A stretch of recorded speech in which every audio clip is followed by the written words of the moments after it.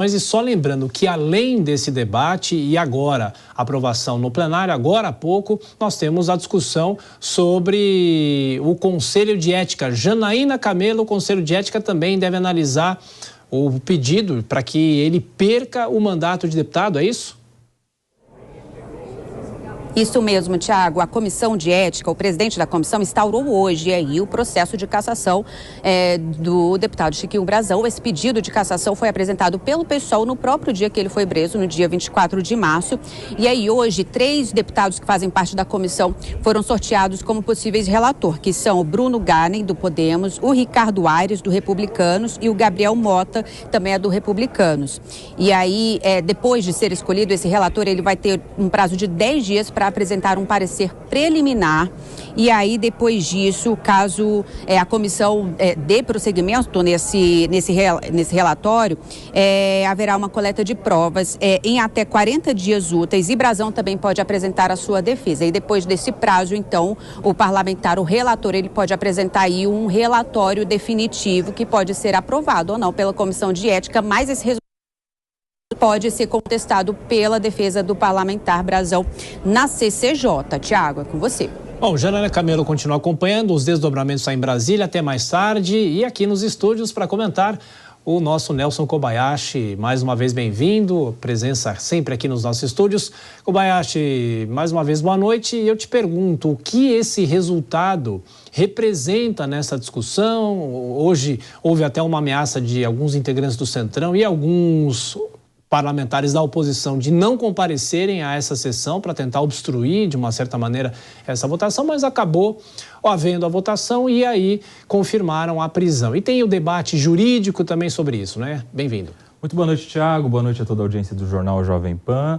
E alguns parlamentares, sim, de fato, ameaçaram não comparecer para evitar o quórum necessário para essa votação, que estaria dentro do direito de oposição, do direito de um parlamentar de, inclusive, obstruir uma votação, o que não aconteceu. Teve quórum para a votação e a votação concluiu, ali por maioria, que a prisão deveria ser mantida. O argumento dos parlamentares de oposição é que a Constituição não estaria bem empregada, bem interpretada nesta prisão, vez que a Constituição diz que um parlamentar só pode ser preso em flagrante delito e por crimes inafiançáveis, o que não é o caso do Brazão, que foi preso preventivamente, uma outra espécie de prisão. Mas essa interpretação constitucional, se está legal ou não está legal, se está legal ou ilegal essa prisão, isso não cabe aos parlamentares, vez que se uma decisão monocrática principalmente for tida como inconstitucional, isso deve ser feito por via de recurso no próprio âmbito jurisdicional, ou seja, dentro do poder judiciário. Então, contra a decisão monocrática se leva a discussão para a turma. A turma, no caso, no STF, confirmou a decisão. Contra uma decisão da turma, que confirmou a decisão, poderia se levar essa decisão para o plenário, para os outros, todos os ministros, avalizarem ou não a decisão. Essa discussão técnico-jurídica deveria ficar no âmbito do Poder Judiciário. No Congresso Nacional, a votação que se dá tem natureza política, e por isso é que os parlamentares não precisam se apegar à tecnicidade da letra da Constituição. Eles deveriam fazer uma avaliação meramente política, se politicamente é interessante ou não a manutenção da prisão, se politicamente faz sentido ou não faz sentido, se politicamente essa prisão estaria invadindo uma liberdade parlamentar de um eleito pelo povo. E parece que não é o caso, porque o Brazão não está sendo preso, neste caso, preventivamente, por nenhuma das suas atuações parlamentares propriamente dita. Aliás, ele não era nem deputado quando aconteceu o caso da Marielle Franco. Ele está sendo preso preventivamente por uma investigação de um crime de homicídio. É claro que tem muita discussão ainda neste caso, se haveria ou não haveria competência do STF, justamente porque ele nem era parlamentar, mas esses são todos os detalhes jurisdicionais que não cabem ao Congresso, que só deve fazer análise política. E a análise política do Congresso foi que a prisão deve ser mantida. E na prisão, né, Kobayashi, ele foi algemado, isso acabou ampliando essa discussão, se ele poderia ou não ter sido preso dessa maneira, e os parlamentares, por mais que você diga que seja uma análise política, muitos justificam as questões do judiciário para falar sobre ser a favor ou contra essa prisão, né?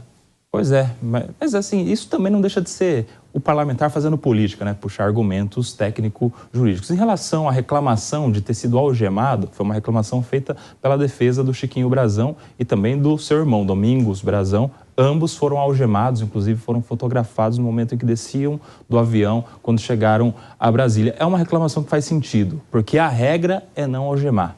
Inclusive, nós temos súmula do STF nesse sentido, de que a algema ela só deve ser empregada quando o agente oferece algum risco, quando a pessoa que está sendo presa está oferecendo violência, resistência, não está aceitando o uso da força policial, e aí é que cabe o uso da algema. Essa imagem que a gente vê na tela, quando eles estão descendo ali algemados. E aí tem um detalhe, um asterisco importante. O delegado de polícia, o terceiro mandante no caso, não foi algemado, que mostra de alguma maneira um certo corporativismo da força policial. Por que o delegado não está algemado e os outros dois estariam algemados? Então faz sentido, a pena para quem mata alguém é de prisão, a ordem de cautelar é de prisão preventiva, não é de humilhação, não é para esculhambar quem está sendo alvo de um mandado judicial. E mais uma questão sobre o Conselho de Ética, não é, Kobayashi? Se o Conselho de Ética entender que ele deve perder um mandato, como é que fica a investigação? Se cai do Supremo para uma outra instância? São inúmeros aspectos, né, a serem discutidos.